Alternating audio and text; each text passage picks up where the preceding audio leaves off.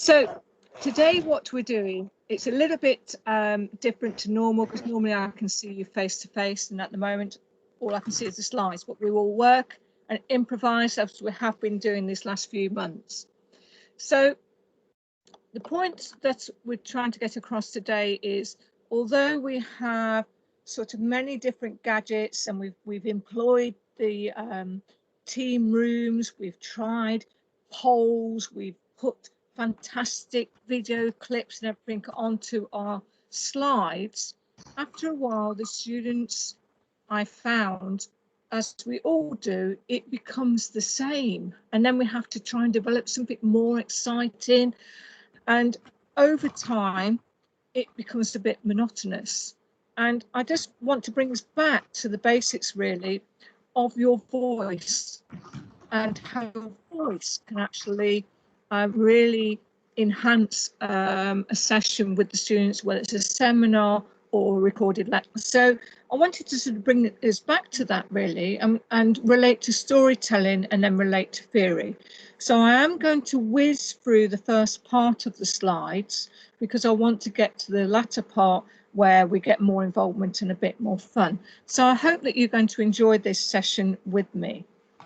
So we need to create somehow, our perfect thing is to try and create a seminar or lecture which students want to come back to.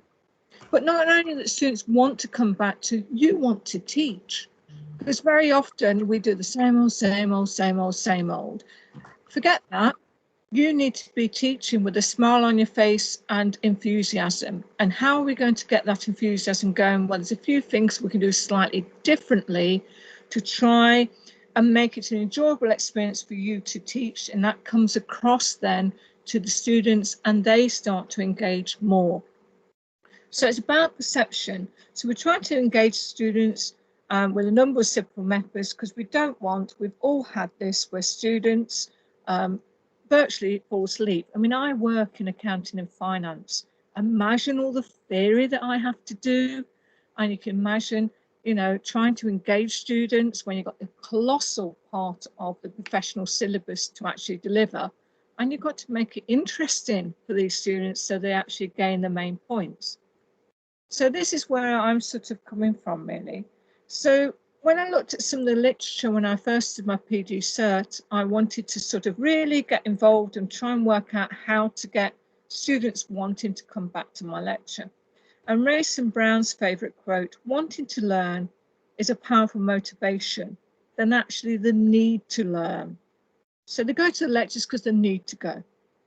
But if you've got students who are going to the lectures because they enjoy it, then actually they learn a lot more. So action research is something, a method of achieving this. And we all do this. But very often we will do a lecture, we'll reflect on it, and we'll look to see how it can be improved. Some of us are very hard. Some of us will blame the students. Some of us will blame the technology. But we need to also look at ourselves and think, how can we adjust the teaching? And therefore, it needs to be a more symptomatic approach that can be actually undertaken to actually try and work out the best way. So again, for some reason, my slides aren't changing. I'm sorry about this. Oh, here we go. So the literature, sort of with Biggs and Tang, they were saying, well, you need to reflect, but then you need to plan for your next lecture. Then you need to try and apply that next lecture. And again, you need to evaluate, did your tweaks go well or not? And if they didn't go well, you take them out, you reflect again, and you plan and apply, and so on. So you go in this big cycle. But you need to be careful not to go on the cycle of negativity. I do feel over the last 6 months, all of us have sort of had to cope with new technology, etc. We've made leaps and bounds. And we've probably been a bit hard on ourselves in the negativity that's been coming around. Let's try and seek out the positives and work and move forward now, because we're getting used to the technology. We know the traditional format of going to a lecture is encourages students to concentrate on superficial indicators rather than the underlying principles, thus neglecting deep active learning. So basically, we stand at the front and some lecturers, not all, but we literally, you can imagine shouting at the students for 40 minutes. And the students come out and I say to them, I said, well, was that interesting, or did you have just somebody at the front of the lecture theatre shouting at you? Which is the difference, and that is what makes the format different. So when I started to think about this, I started to use this in my modules, and I used a case study approach on one of my modules where I am teaching about 300 students each week, and I've done it over a process of 5 years, and I've tried tweaked each time to try and see what works best, what doesn't work best, and how to engage. And this particular module was called Accounting Standards and Theory. The title itself makes you yawn, okay? So I've got to try and get students to be encouraged to take up the mantle of this, because it's a fundamental, essential point of accountancy. How do I engage them, make it interesting, so they actually learn the techniques that we wanted them to learn? And this is where the verbal picture I've tried to develop to try and be more creative in such a dull lecture. And we need to create the atmosphere where students are going to be interested and listening. And sometimes that atmosphere requires discipline, but I do it in a humour way. So when students, in the old-fashioned way, when they arrived in the lecture theatre, I would look at my watch and I'd say good afternoon if it was a morning lecture, or good evening if it was really late. And the same applies when students are coming into my seminars on the PC. I can see when they come in and I say, hello, how are you? Good to see you. Nice that you can join us. And you are inviting the student. It doesn't matter if half an hour is gone. You still engage with that student. And very often they'll comment, oh, thank you. Yes, good to be here. And they actually engage back. And it's just that little bit of acknowledgement that actually makes the seminars more valid. So we don't want to see this in our seminars, nor do we want, and it's critical because we can't see the students, we need to try and get them engaged at home. They're not just gone and watched television and then switched off. So we need to try and have a little bit of disciplined humour, as I said, with people arriving late.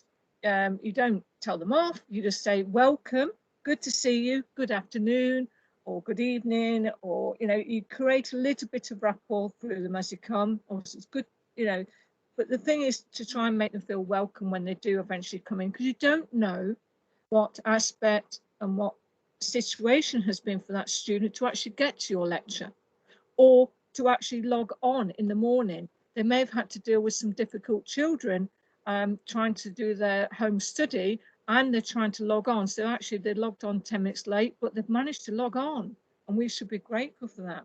And we need to use our voice, therefore, more as expression. So in our sort of traditional way, we stand at the front with a pair of lips, and we challenge our students to listen to everything we say in extreme detail. And of course, ours is the best, most interesting subject out. Remember, accounting standards and theory. Yawn. So it is something that we need to alter. So we need to look at the example and create that you create to be related to theory and the theory being taught. We need to get the students to take part in the verbal picture. And when you go through your main theory slides, you need to then revert the verbal picture into the theory. And I will give a demonstration of this in a moment. But basically, when I was on campus, I will proportion the lecture theatre off, and I'll say, right, you can be the company directors, you can be the shareholders, you can be the new company wanting to buy this company out. And we'll go through the scenario of the issues of buying out a company and how the financial statements relate to that. And I'll get them to comment and say, well, how do you feel at the moment if something's overvalued and it's the purchaser coming in? And they'll say, well, not very good. I don't want to pay more money for a company. I said, exactly. And we'll go through this scenario. And then we'll go to the theory of the slides, and we'll work through the actual theories which actually form the framework. But I've started to do this now within the online seminars, and I do it on the chat. And I pick out people who've been talking to me throughout the morning for the first 10 minutes. And I say, right, let's do a role play. And I'll pick them out and say, are you okay to be the company director? And you ask them, you don't tell them, you ask them and say, can you be the company director on this one? Can you be the shareholder? Can you, and they'll often respond, yes, no problem. And then I'll write the scenario in the chat and then they'll respond. And it's important that you cover it in the chat as well as verbally, because we have a lot of international students and sometimes they cannot hear what you're saying. And sometimes you're speaking a little bit too quickly for them. So you slow down your speech accordingly, as I'm doing now when I talk to you, so you can hear everything that I can say to you. And if I type things in the chat, then they can also engage because they can read the chat and see. And we've had such fun with this. And the students are their sense of humour is brilliant. And it's quite funny how the role play takes off. And then we go back to the seminar slides and we go back to the questions and answers and we refer to our discussion, the chat that we had for the first 10 minutes of the seminar. So although this was originally started in the lecture theatre, I'm now bringing this to the actual screen and online teaching. And the students are responding to this now. And there's no gadgets involved. It's just simply putting out a picture, a story, telling the story first and then relating it to the theory. So we can highlight key phrases. The students can remember the key phrases and the verbal features of the lecture, so they have that recall when the theory relates. But the important thing is, though, don't highlight key phrases too often. Highlight one phrase for all the set of the weeks that you're teaching them so they get that phrase. If you do a new phrase every week, again, we get bored, we can't concentrate, it gets confusing. So you have to make sure that you don't be overkill on this. And then that surprises the students with each little tweak that you do. So the overall conclusion is, from this approach, I've found it's been very positive. The students have commented that they've even enjoyed, and this is not just the lectures, but the online seminars at 9 o'clock in the morning. I have Chinese students who come in at 4 o'clock in the afternoon, and it's 8 hours ahead their time difference. So it's midnight that they are logging onto their computer to watch one of my seminars at 4 o'clock in the afternoon. And they still come and they're starting to enjoy it and they're starting to keep awake. So that's something else you have to consider at DMU, because it's a fantastic place to work. So the students have all come back and they said it's helped with the revision and recall in the exams. And that's, as pedagogy, we're all wanting them to help them learn, to help them progress, and to help them achieve with their future career. Now, obviously, that's my little sort of understatement.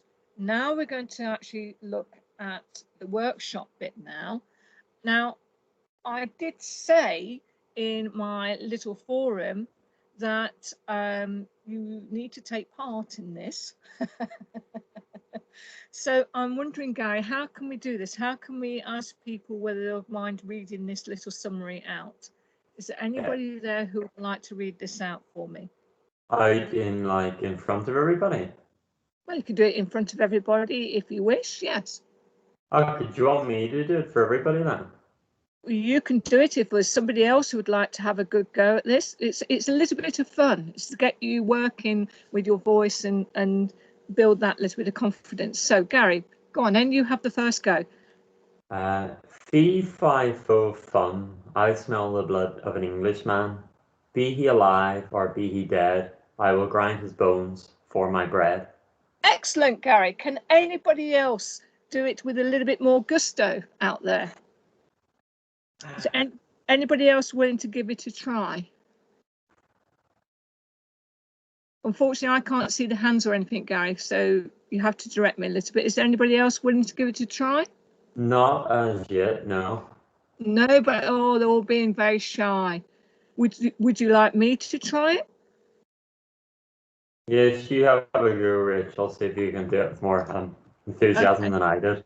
I tell you what, we'll then have a vote to see who they liked best. How's that, Gary? Works for me. Okay, so you ready then? Fee, fi, fo, fum. I smell the blood of an Englishman. Be he alive or be he dead, I'll grind his bones for my bread. What do you think?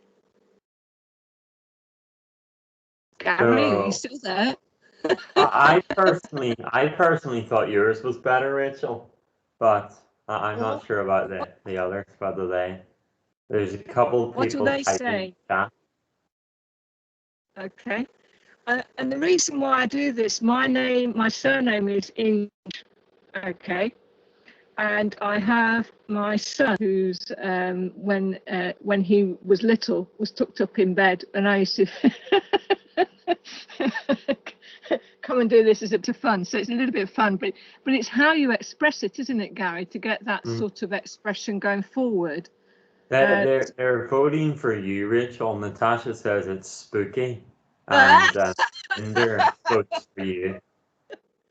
And then So, Natasha voted for you also, but she said a sorry to me, so I got some oh, condolences.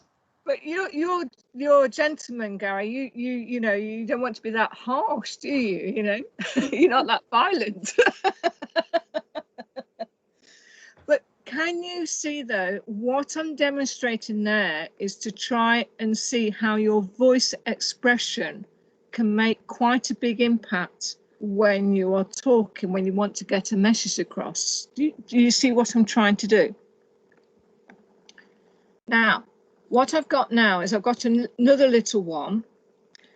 And is anybody, I'm just asking in the chat, is anybody willing to give this one a go or not? Just let me know, Gary. Yeah, there's one. Just going back to the chat. Yeah, Devinder, I think, says yes, Rachel. So I'm not sure if she's agreeing. Do you want to come in, Devinder? Remember, the recording is on, but Actually, I was saying that the what they call it, the voice method that Rachel mentioned is interesting, but I can try. perfect. Okay, so do you want the Fifo phone or the one that's on the screen now? Do you want that one? Try this. Okay, maybe I can. I won't be as good as you, Rachel. I think I'll try the. But have a go. There's a whole part of the workshop is about. Sure. It's all right. A go. Fifo fum. I smell the blood of an Englishman. Be he alive or be he dead, I will grind his bones for my bread. Excellent. Excellent. Well done, and well done for doing it. That's brilliant. Anybody else want to have a go at the Fifo fum? What? Amarchi has also posted in the chat, but I think she's agreeing with you about the effectiveness of varying the pitch in your voice rather than wishing to have a go. But if I'm wrong, please unmute. There's no pressure. It's just a little bit of fun, because when they said workshop, that to me means that you have to get involved as well, you see. Yeah. Oh, here we are. Okay, do you want to have a go at the Fifo fum? Yes, please. Come on then. The second one would be. The second one. Okay. Yes, please. Go on then. In a dark, dark wood, there was a dark, dark house. In the dark, dark house, there was a dark, dark room. And in the dark, dark room, there was a dark, dark cupboard. And in the dark, dark cupboard, there was a dark, dark shelf. And on the dark, dark shelf, there was a dark, dark box. And in a dark, dark box, there was a mouse. Well done. That made me jump at the end. Well done. But when you apply a softer voice, I find that you can draw students in. So when you want to make a big statement about a certain theory that's in big bold letters, if you go quieter and quieter, people actually listen. Then all of a sudden you state it and everybody jumps up, but they remember that particular theory. Do you see? So although we're looking at nursery rhymes here and things, the way that you actually protect your voice, and actually you can use your voice in so many expressions to get the salient points across of what you're trying to teach them. Is there anybody else would like to have a go at either the Fee Fi Fo Fum or the Dark Dark Wood?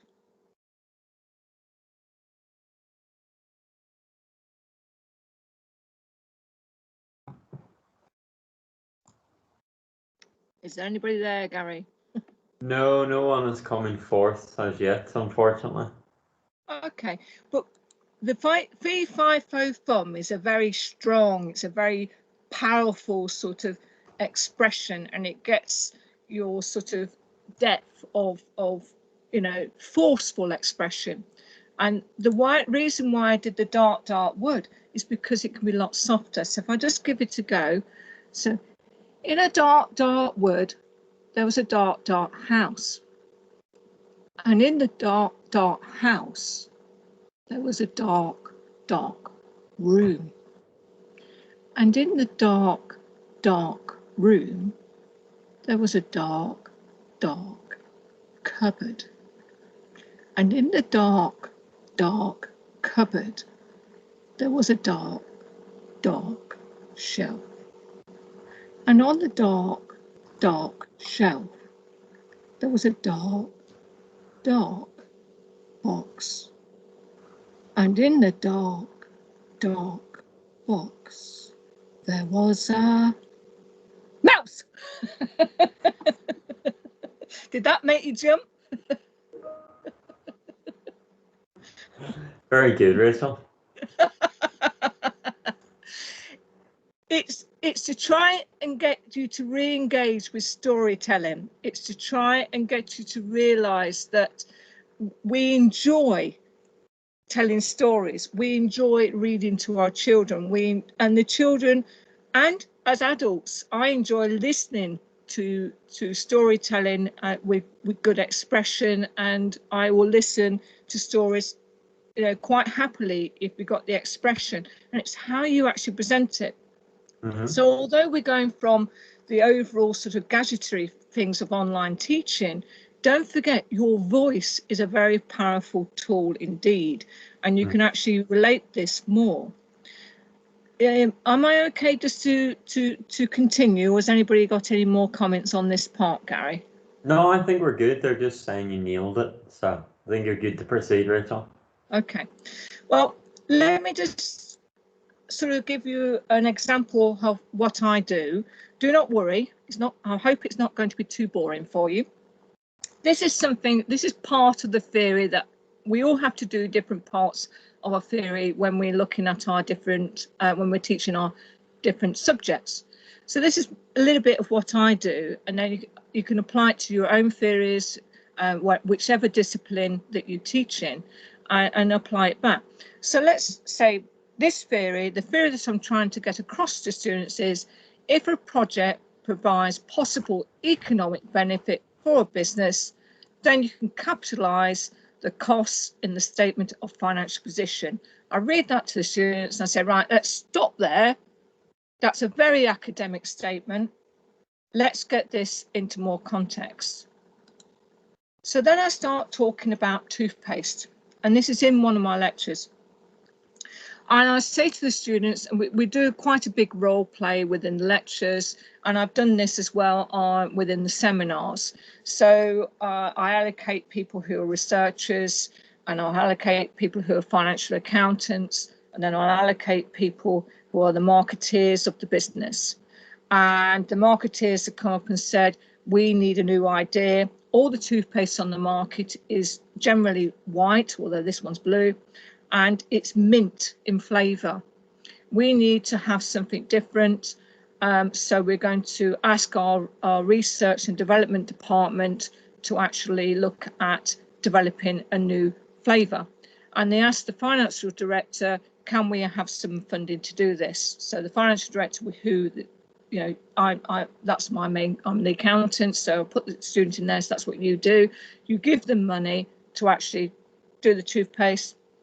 They do all the bizarre things, and they eventually come up with 2 toothpastes. One's a yellow banana flavour, and one's a strawberry flavour that's pink. Okay, and the next question is, the marketeers are saying, right, we need to go and test this, and we need to do some market research to see whether people will actually buy this. We need some more funding for this. So they come to the accountant and say, can we go forth and have some more funding? The accountant say yes, because it satisfies the framework, which we're going to talk about in a moment. And therefore, they go out, and funnily enough, they come back with very glum faces, said the banana flavour, which is yellow, nobody wants to use. But the strawberry flavour got a good reception, so I think we'll go into manufacture of the strawberry flavoured toothpaste. Now, if we go back to our previous slide, if the project, and our project is developing the toothpaste, provides possible economic benefit for the business, well, at this point, we know that the yellow toothpaste, the banana flavour, is not going to sell. Therefore, it does not have any possible economic benefit.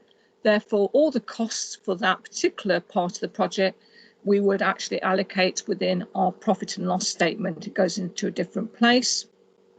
However, the strawberry toothpaste will provide some possible economic benefit because we're going to take it to market, and therefore we can actually utilise those costs and show those costs in the statement of financial position. So what I've done there is, although I know many of you are not interested in the subject, I understand, but what I've done is I've created a story out of the toothpaste. I created a scenario by allocating different sections of the audience to actually do a little bit of role play while they're doing this. Then we go back to slides. There are many slides in the framework of what you need to do, but this is just one little thing that I've pulled out. And then I go back to the slides and we go through and we relate the toothpaste scenario back to the theory. So that is how it has helped students visualize the theory of research and development costing. And when in the exam, they see this come up, they first of all recall, and it's funny, but they first of all recall toothpaste. Then they recall all the theory behind it. And even now, I can go to students in the 3rd year, students who are doing their masters, who I've taught, and they say, I really enjoyed your theories. And actually, I said, can you still remember the toothpaste? He said, yes, I can. And they can still recall the theory behind it. So I just wondered on the chat whether you found that useful. I did tell you in my little thing that the attendees will be encouraged to use their voice to add drama, so you have.